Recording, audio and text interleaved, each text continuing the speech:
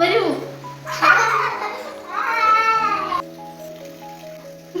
Hello, നിങ്ങളുടെ അമ്മയല്ലേ? അതെ, നിങ്ങളാരാ? അതൊന്നും നിങ്ങൾ അറിയണ്ട.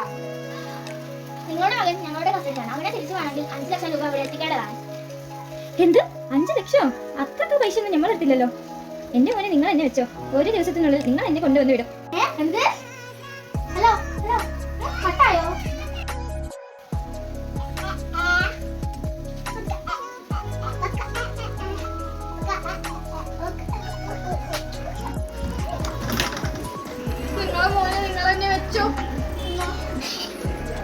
മോനെ, എന്റെ കുസൃതി കുട്ടനാ, നല്ല കുട്ടനാ.